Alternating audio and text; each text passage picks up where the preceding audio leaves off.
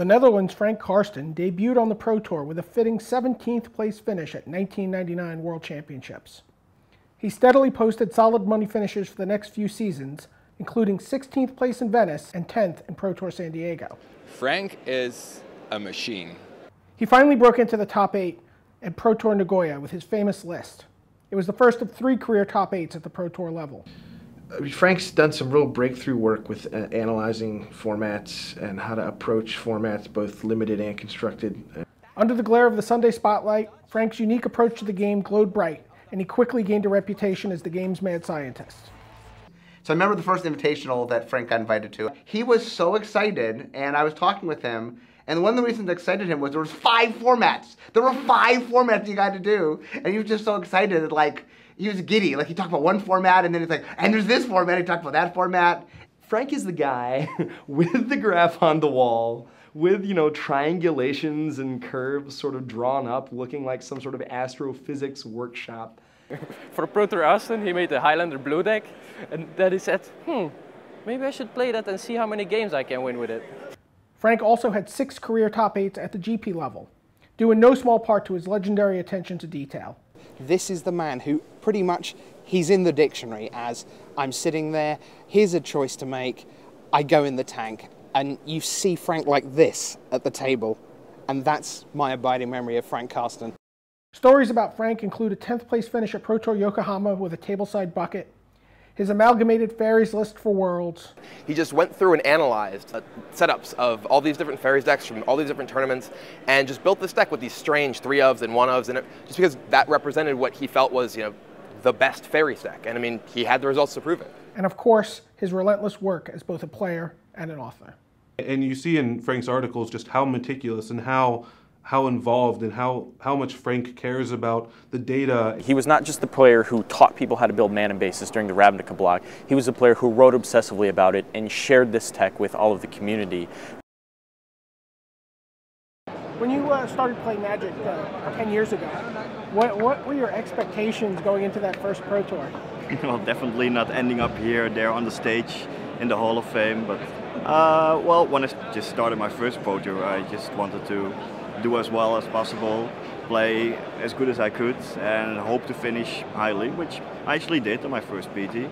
And well, it has never really changed over the years. Still, I just try to come here and do my best and have fun playing the game, that as well, meet new friends, but mostly I used to try to prepare a lot, really test out the format and come really with good decks. So, I mean, this is actually 10 years since your first Pro Tour, because your first Pro Tour was Worlds 1999, right? Yeah, that's right, in Rome. And what deck did you play in that event? In Standard I played like an Angry Hermit deck with Deranged Hermit. That was a deck I had been playing for a while and I just liked. Actually, it was probably not even that good in the format. I remember bringing like 8 sideboard cards for the mirror match, but well, everyone just played different decks. But it still went well. In the second format was block constructed. Played some like mono white control, like the Gielga designed, and well, they were both really good decks actually. So 10 years later, you step out onto that stage, you accept your Hall of Fame ring, you get a big round of applause from everybody. What did that feel like for you? It felt great. Yeah, it's just wonderful to step on stage there and well, like it's a huge honor. And Magic has also been like such a big part of my life for 10 years or so. And well, being there enshrined in the Hall of Fame, it feels like I'm recognized for all the accomplishments and like all my time I spent into the game. And it feels great. Yeah. So I mean, I think anyone who's played Magic knows you can't play this game by yourself in a little vacuum. There's a lot of people that help you along the way. Is there anybody you want to thank? Well, I have to thank Stan van der Velden for actually convincing me to start playing this game, teaching me, making me a better player, and also playing the first couple of Pro Tours together with me.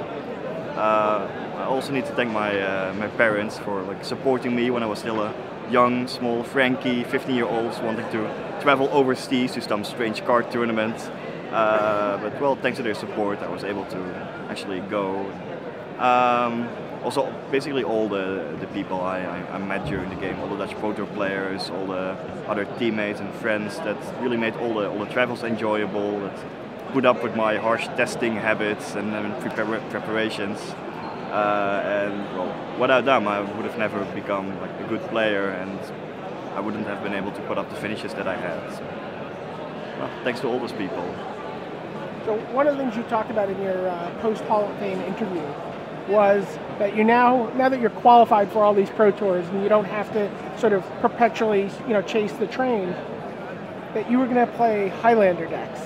I think people are very excited. How serious are you about following through on that promise? Well, I actually have a Highlander deck for Extended lined up. If my record after 2 days is not good, I'll just play that. For the season next year, I will probably try to make Highlander decks, like singleton for the constructed formats. I want to. I guess it's a new kind of challenge. Like I've put up Prototype 8. I'm in the Hall of Fame now, so I need something new to really challenge myself again. So I'll try to come up with Highlander decks, and it's my opinion that if you build a Highlander deck really well, then it's only slightly worse than like a normal deck. You get all those options with all the one-offs. Your opponents won't know what to expect, and it's just a lot more fun because you get new interactions every game, and every time the games are different with all those one-offs. So I'm looking forward to that and trying to see how well I can do with a Highlander deck.